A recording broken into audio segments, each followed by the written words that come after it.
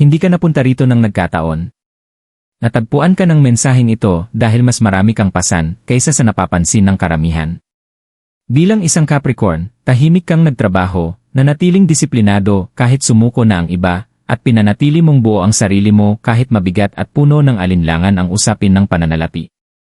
Nagpatuloy ka hindi dahil madali, kundi dahil ang responsibilidad ay likas na nakaukit sa iyong pagkatao. May mga sandaling tinanong mo ang sarili mo kung may kapalit ba talaga ang iyong pagtitiyaga. Ngunit may nagbabago ngayon. Hindi maingay. Hindi dramatiko. Tahimik. Isang uri ng pagbabago na kayang baguhin ang lahat.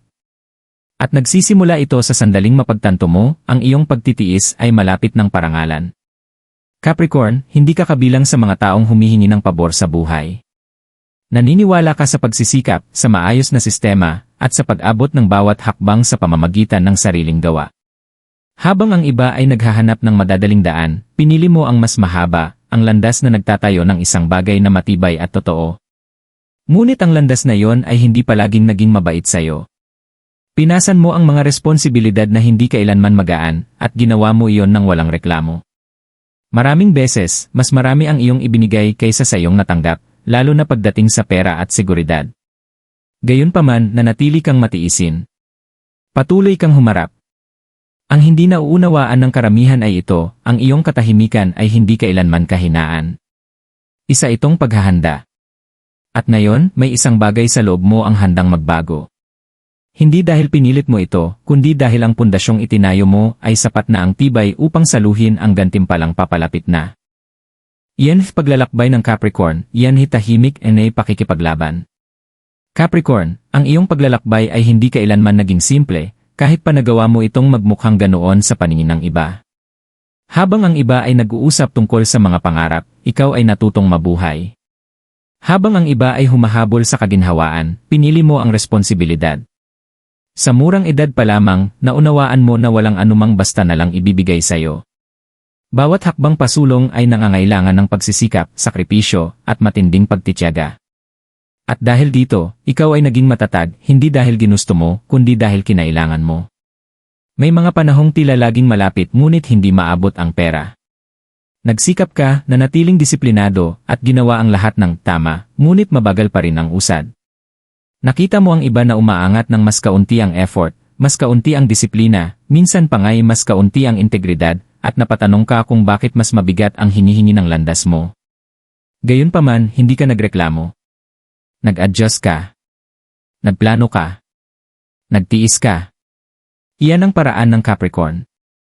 Ang hindi nakikita ng karamihan ay kung gaano kabigat ang dala ng ganitong pagtitiis. Tahimik mong pinapasan ang bigat ng problema sa pananalapi. Ikaw ang inaasahan ng iba, kahit ikaw mismo ay may mga sandaling hindi sigurado. Natutunan mong ipagpaliban ang sariling mga gusto, unahin ang katatagan kaysa aliw, at piliin ang pangmatagalang seguridad kaysa panandaliang ginhawa. At sa paglipas ng panahon, ang tuloy-tuloy na pagpipigil sa sarili ay nakakapagod. May mga gabing tinanong mo ang sarili mo kung may patutunguhan ba talaga ang lahat ng sakripisyong ito. Ngunit kahit sa mga sandaling puno ng pagdududa, hindi ka tuluyang sumuko. May malalim sa loob mo na tumangging huminto. Patuloy kang nagtayo, dahan-dahan, maingat, piraso bawat piraso. Ang bawat pagsubok ay nagturo sa iyo ng disiplina. Ang bawat pagkaantala ay nagpatalas ng iyong focus. Ang bawat pagkawala ay nagpatibay ng iyong karunungan. Hindi ka pinarurusahan ng buhay, ikaw ay hinahasa. Mahaba ang landas ng Capricorn dahil ito ay nilalayong magtagal. Hindi ka itinakdang umangat ng biglaan at bumagsak din agad. Ang iyong paglalakbay ay nangangailangan ng lalim, maayos na estruktura, at pundasyong hindi matitinag. At ngayon, kapag binalikan mo ang nakaraan, maaari mong mapagtanto na walang anumang pinagdaanan mo ang nasayang. Ang pagtitiyagang iyong isinabuhay, ang responsibilidad na iyong pinasan, at ang tibay na iyong hinubog ay naghahanda sa iyo para sa isang bagay na mas dakila kaysa pansamantalang tagumpay. Inihahanda ka nito para sa katatagan, ang uri ng biyayang nananatili. Nagsisimula benhi pagbabago kapag lahat ay tahimik ay nag-iba. Sa mahabang panahon, Capricorn, ang buhay mo ay parang walang tigil na paghahanda. Palagi kang nagplano para sa hinaharap, nag-alala para sa katatagan, at maingat na tinimbang ang bawat desisyon. Kahit tila kalmado ang lahat sa panlabas, ang isipan mo ay hindi tumitigil, palaging nagkakalkula, nagbabantay, at sinisigurong walang guguho. Pinatibay ka ng ganitong mindset sa pagharap sa buhay, ngunit kasabay nito, pinanatili ka rin nitong laging tensyonado. Nasanay kang ikaw ang nagtataguyod ng lahat, kaya halos nakalimutan mo na kung ano ang pakiramdam ng simpleng magtiwala. At pagkatapos, dahan-dahan, may nagsisimulang magbago. Hindi muna sa paligid mo, kundi sa loob mo mismo. Nagsisimula kang makaramdam ng mas kaunting takot na mawala ang mga pinaghirapan mong buuin. Unti-unti mong napagtatanto na hindi mo na kailangang patunayan ang iyong halaga sa pamamagitan ng walang humpay na pakikipaglaban. Humuhupa ang pagmamadali. Kumakalma ang bigat ng presyon. Banaya dito, halos hindi mapansin, ngunit totoo. Mahalaga ang panloob na pagbabagong ito dahil ang kasaganaan ay hindi dumarating sa lugar na pinaghaharian ng takot. Ang mga biyayang pinansyal ay hindi dumadaloy sa espasyong puno ng panik at pagdududa sa sarili. Dumarating ang mga ito kapag ang disiplina ay nakatagpo ng paniniwala sa sarili. At ikaw, Capricorn, ay pumapasok na ngayon sa balanseng iyon. Hindi mo na hinahabol ang katatagan, ikaw na mismo ang nagiging katatagan. Mapapansin mong mas malinaw na ang iyong mga desisyon. Ang mga oportunidad na dati tila mapanganib ay nagiging kalkulado, makatuwiran, at nakaayon sa iyo. May mga pag-uusap na biglang nagbubukas ng mga pintuang hindi mo naman sinadyang katukin. May mga ideyang dumarating na praktikal ngunit sabay na malawak ang potensyal. Hindi ito swerte, ito ay pagkakaayon. Tumutugon ang universo kapag ang paghahanda ay nagtagpo sa pagiging handa. Ang lalong nagpapalakas sa sandaling ito ay ang pagiging tahimik nito. Walang dramatikong anunsyo. Walang biglaang pagragasa. Sa halip, unti-unting umaayon ang mga bagay sa natural na paraan. Ang mga trabahong dati nagpapagod sa iyo ay nagsisimula ng sumuporta sa iyo. Hindi ka na nakikipagbuno sa buhay. Kasabay mo na itong nilalakaran. At habang lumalalim ang pagbabagong ito, maaaring mapagtanto mo na ang pera ay hindi lang kailanman tungkol sa mga numero para sa iyo. Ito ay tungkol sa seguridad, control, kapayapaan ng isip. Ngayon, sa kauna-unahang pagkakataon matapos ang mahabang panahon, mararamdaman mong papalapit na ang mga iyon ng walang takot. Natututo ka ng tumanggap hindi dahil humingi ka, kundi dahil sa wakas ay pinayagan mo ang sarili mong maniwalang karapat-dapat ka. Iyan ay biyayang pinansyal, isang gantimpalang pinaghirapan, hindi basta ibinigay. Capricorn, ang biyayang pinansyal na papalapit sa iyo ay hindi biglaan, hindi marangya, at hindi pa bigla-bigla. Hindi ito dumarating upang buluhin ang buhay mo, dumarating ito upang patatagin ito. Mahalaga ito dahil kailanman ay hindi ka naghahangad ng mabilisang pera. Ang hinahanap ng kaluluwa mo ay seguridad. Ang magising ng walang pangamba, ang makapagplano ng walang takot, at ang makahinga ng hindi palaging nagkakalkula kung ano ang maaaring magkamali. At iyan mismo ang uri ng kasaganahang ngayoy umaayon sa iyo. Sa mahabang panahon, ang pera ay parang isang pagsubok. Kahit gaano ka pa magsikap, tila mabagal itong kumilos, maingat, tila ba sinusukat ka muna. Hiniling sa iyo na patunayan ang disiplina, pagtitiyaga, at responsibilidad bago ka pagkatiwalaan ng mas malaki. Nakakainip ang paghihintay na iyon, ngunit hinubog ka nito bilang isang taong tunay na nauunawaan ang halaga ng bawat yaman. Natutunan mong palawigin, ingatan, at paramihin kahit ang kakaunting meron ka. Ang karunungang iyon ang ngayon ay nagiging bentahe mo. Ang biyayang papasukin mo ay maaaring dumating sa pamamagitan ng trabaho, pagkilala, isang pangmatagalang oportunidad, o isang ideyang sa wakas ay magkakaroon ng tuloy-tuloy na galaw. Maaaring ito'y isang alok, isang pakikipagsosyo, o isang pintong muling magbubukas matapos manatiling sarado. Hindi ang anyo ang mahalaga, kundi ang pakiramdam. Ang perang ito ay hindi magdadala ng kaguluhan, magdadala ito ng ginhawa. Hindi ka nito akitin sa labis, bibigyan ka nito ng espasyong makahinga. Mapapansin mong tahimik nagsisimula ang daloy na ito. Sa umpisa, hindi ito dramatiko. Ito'y praktikal. Kapaki-pakinabang. Matatag. At dito mo malalaman na ito ay totoo. Ang enerhiya ng Capricorn ay humihila ng mga gantimpalang nagtatagal, hindi ng mga biyayang mabilis ding nawawala. Hindi ito tungkol sa sugal o pabigla-biglang panganib. Ito ay tungkol sa balik ng iyong pinaghirapan. Ang makapangyarihan sa sandaling ito ay natututo ka ng tumanggap ng walang guilt. Noon, kahit ang maliliit na pag-angat sa pananalapi ay may kasamang kaba. Nag-aalala ka kung magtatagal ba ito? Inihahanda mo na ang sarili sa pagkawala bago pa man malasap ang biyaya. Ngunit ngayon, may isang bahagi sa loob mo na nakakaunawa, pinaghirapan mo ito. Hindi ka na basta nabubuhay lamang. Ikaw ay lumilipat na patungo sa isang mas matatag at pangmatagalang estado. Binabago rin ang pagbabagong ito kung paano ka nakikita ng iba. Unti-unti nilang kinikilala ang iyong pagiging maaasahan, ang iyong kaayusan, at ang kakayahan mong magtayo ng isang bagay na matibay. Kasabay ng pagkilalang iyon ay ang tiwala. At ang tiwala ay isa sa pinakamalalakas na anyo ng yaman. Lumalapit ang mga oportunidad sa mga taong marunong humawak ng mga ito nang may pananagutan at napatunayan mo na kaya mo yon. Habang unti-unting nagbubukas ang biyayang pinansyal na ito, maaaring mapagtanto mo na ang kasaganaan ay hindi binabago kung sino ka. Sinusuportahan nito kung sino ka na noon pa man. Binibigyan ka nito ng kakayahang magpatuloy ng walang takot, magplano ng may kumpiyansa, at sa wakas ay maranasan ang kapayapaang dulot ng kaalamang ang lahat ng iyong pagsisikap ay hindi kailanman naging hindi napapansin. Naghintay lamang ang mga ito ng tamang sandali upang bumalik sa iyo. Emosyonal anay pagbitaw igi paghilom, pagpapaalam takot ng kakulangan. Capricorn, habang nagsisimulang maging mas matatag ang enerhiya ng pananalapi sa paligid mo, may isa pang mahalagang pagbabagong nagaganap sa loob mo. Ang matagal mong dalang tensyon, ang tahimik na takot na baka hindi sapat ang meron, na baka mawalan ka ng kontrol, na baka hindi ka handa, ay unti-unti nang lumuluwag ang kapit. Sa napakatagal na panahon, namuhay ka sa paniniwalang kailangan mong laging alerto, laging nagbabantay, laging handa sa pinakamasama. Pinrotektahan ka ng ganitong mindset, ngunit sabay ka rin itong pinagod. Maaaring mapansin mong may mga emosyon na muling umaangat, mga alalahaning inakala mong matagal mo nang inilibing. Mga lumang pagkadismaya. Mga sandaling naramdaman mong nag-iisa ka sa pagdadala ng mga responsibilidad. Ang pagbitaw na ito ay hindi isang pag-atras, ito ay paghihilom. Sa wakas, pinapayagan mo na ang sarili mong maramdaman ang mga bagay na dati mong kinailangang pigilan para lang magpatuloy. At sa paggawa nito, nagbubukas ka ng puwang para sa kapayapaan. Hinahamon ka ng bahaging ito ng iyong paglalakbay na magtiwala sa lahat ng iyong itinayo.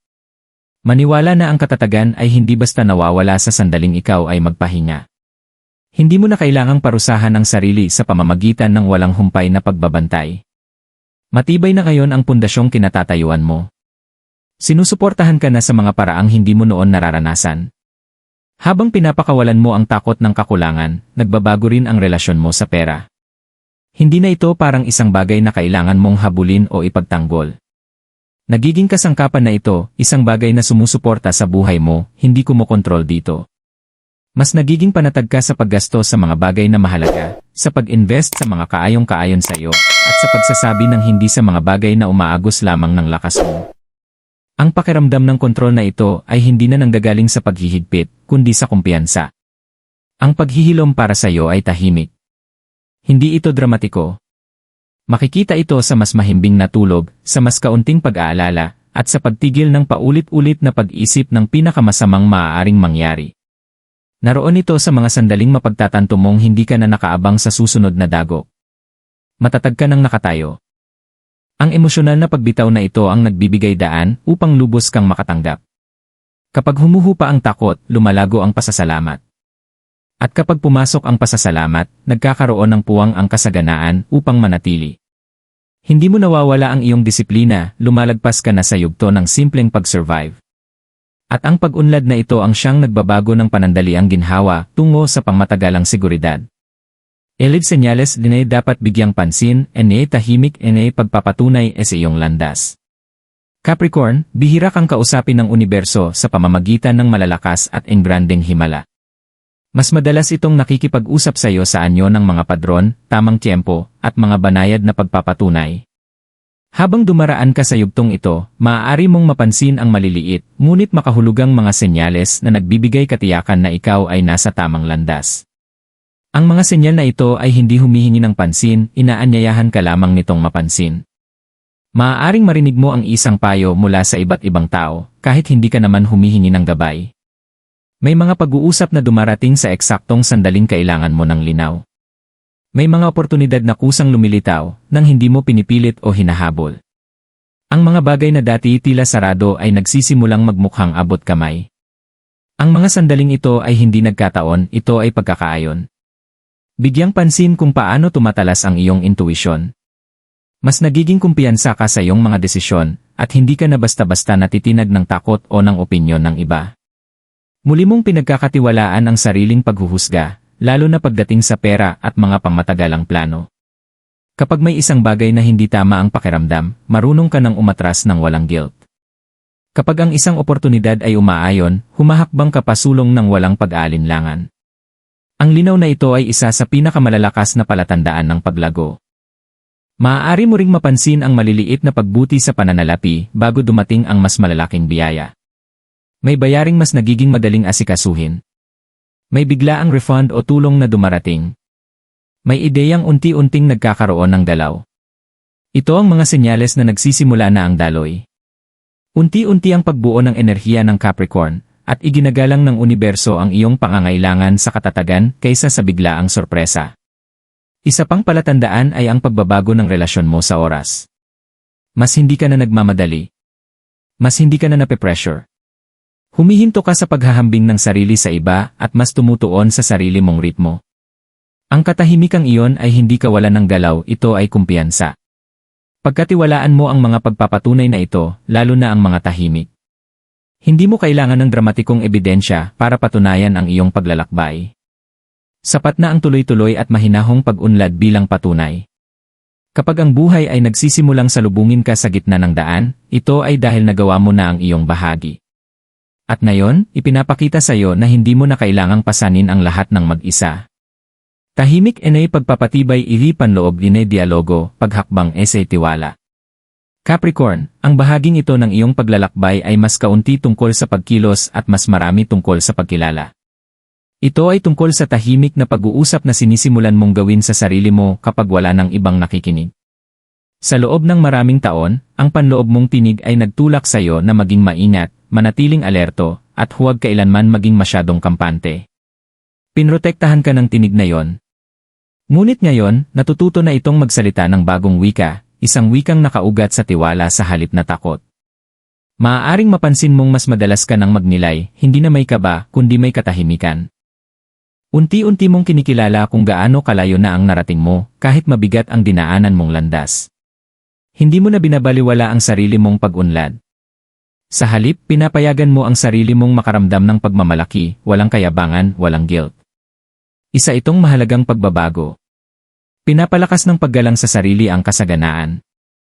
Sa mga sandali ng katahimikan, maaari mong marahang pagtibayin ang mga bagay na dati parang imposibleng paniwalaan, na ang katatagan ay may karapatang manatili sa buhay mo. Na ang pera ay maaaring dumaloy ng walang stress. Na ang pagpapahinga ay hindi nangangahulugang kabiguan. Ang mga kaisipang ito ay hindi mga pantasya, ito ay mga pahintulot na sa wakas ay ibinibigay mo sa sarili mo. Ang panloob na dialogong ito ang nagiging angkla mo. Kapag sinusubukan muling bumalik ang pagdududa, pinaalalahanan mo ang sarili mo ng iyong disiplina, tibay at pagtitiyaga. Naaalala mo na hindi ka nakarating dito ng nagkataon. Ikaw mismo ang nagtayo ng landas na ito. Para sa iyo, ang pagpapatibay ay hindi kailangang isigaw o paulit-ulit bigkasin. Ito ay isinasabuhay. Makikita ito sa tindig mo, sa mga desisyon mo, at sa mga hangganang itinakda mo. Humihinto ka sa labis na pagpapaliwanag ng iyong halaga. Humihinto ka sa pagpapaliit ng iyong mga inaasahan. Pinapayagan mong salubungin ka ng buhay kung nasaan ka ngayon. At sa tahimik na kumpiyansang ito, may isang makapangyarihang nangyayari, nagsisimula kang magtiwala hindi lamang sa hinaharap, kundi sa sarili mo. Ang tiwalang ito ang nagbabago ng oportunidad tungo sa seguridad, at ng pagsisikap tungo sa pangmatagalang gantimpala. Capricorn, ang paglalakbay mo ay hindi kailanman tungkol sa pagdating ng una. Palagi itong tungkol sa pagdating ng handa. Habang ang iba ay nagmamadali pasulong, ikaw ay tahimik na nagtatayo ng isang bagay na sapat ang tibay upang saluhin ang iyong kinabukasan. Ang bawat pagkaantala na iyong naranasan ay humuhubog sa iyong pagtitiis. Ang bawat pagsubok ay pinapatalas ang iyong karunungan. At ang bawat tahimik na sandali ng pagdududa ay nagtuturo sa iyo kung paano tumayo sa sarili mong lakas. Ngayon, habang pumapasok ka sa bagong yugtong ito, hindi ka hinihilingang mas magpumilit. Hinihiling sa iyo na mas magtiwala. Magtiwala na ang lahat ng iyong itinayo ay susuporta sa iyo. Magtiwala na ang katatagan ay hindi nawawala sa sandaling huminto ka sa pag-aalala. Magtiwala na ang buhay na pinaghirapan mo ay handa nang salubungin ka sa gitna ng daan. Dito pumapasok ang kapayapaan, hindi bilang pagtakas, kundi bilang gantimpala. Hindi mo na kailangang patunayan ang iyong halaga sa pamamagitan ng labis na pagod. Hindi mo na kailangang matakot na buguho ang lahat kapag ikaw ay nagpahinga. Matatag na ngayon ang pundasyong kinatatayuan mo. Ang landas sa unahan ay sapat na ang linaw upang lakaran ng walang tuloy-tuloy na paglaban. Hindi binaliwala ang iyong pagtitiyaga. Hindi nasayang ang iyong disiplina. Ang inakala mong paghihintay ay paghahanda pala para sa isang buhay na kayang maglaman ng kasaganaan ng walang kaguluhan. At habang patuloy na umaayon sa iyo ang pera, oportunidad, at katatagan, tandaan mo ito, hindi ka tumatanggap dahil sinuwerte ka. Tumatanggap ka dahil handa ka na. Maglakad pasulong ng may tahimik na kumpiyansa. Kumilos ng may layunin, hindi pagmamadali. Ang bersyon ng buhay na minsan mo lamang pinangarap ay hindi na malayo, ito ay unti-unti nang nagbubukas sa pamamagitan ng mismong katatagang pinaghirapan mong buuin. At sa pagkakataong ito, pinapayagan ka ng lubos na tamasahin ito.